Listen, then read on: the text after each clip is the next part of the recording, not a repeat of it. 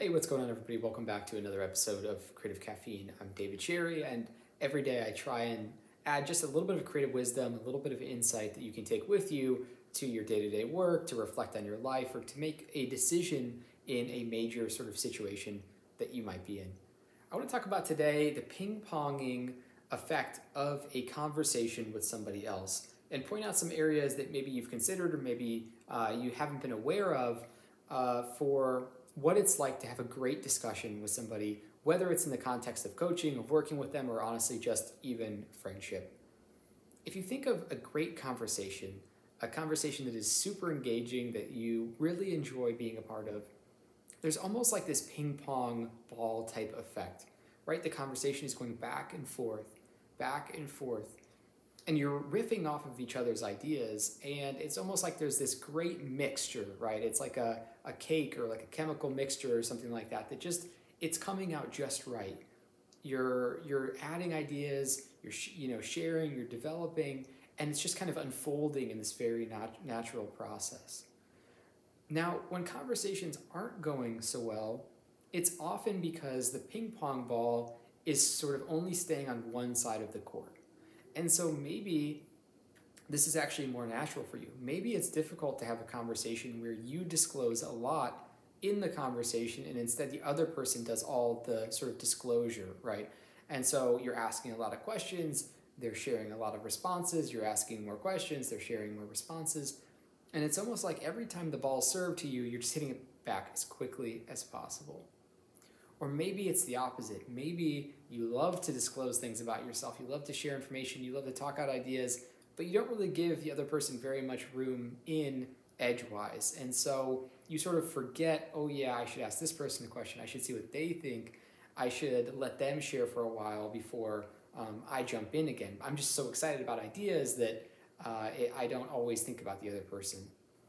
And so a healthy discussion, a conversation that creates more connection, is one where you both ask questions about you.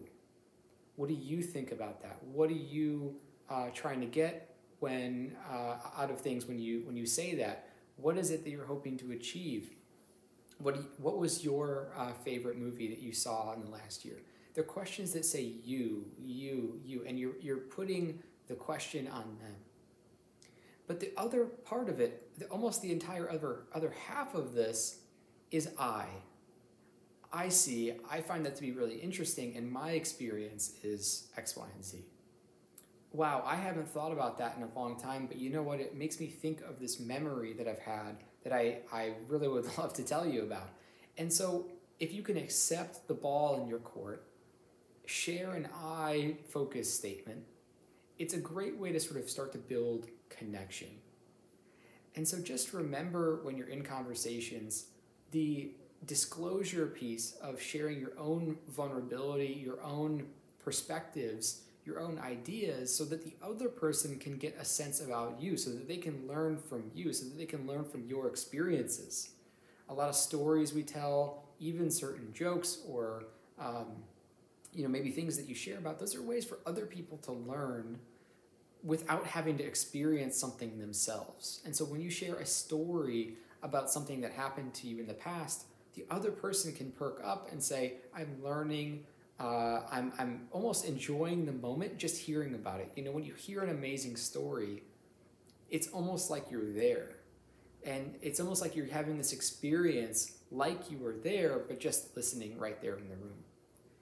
And so this push and pull, this sort of ball on both sides of the court, the more even it can be for you, I think the more enjoyable you'll find conversations. So the question today, the exercise today is, what is more natural for you? Are you the person who's always disclosing way too much or disclosing all the time? Or are you the person who doesn't like to disclose anything? You love to have the other person talking and it doesn't feel as safe or comfortable to have the spotlight on you for sharing. And what would it look like if you had more of a mix of the two? What would it look like if you were able to navigate asking the you-like questions? What do you think? That is so interesting. Tell me more. I'd love to hear what your opinion is. Or the I vulnerable sort of statements. Wow, that totally brings me back to this time in college when I was so nervous before this exam. I had not studied at all, and you kind of give them the story without just passing the questions back, but actually disclosing something about your experience so that the other person can learn too. So I hope that helps. Consider which type of person you might be. If you're more like one or the other, maybe you've got a beautiful mix. And if that's the case, I applaud you.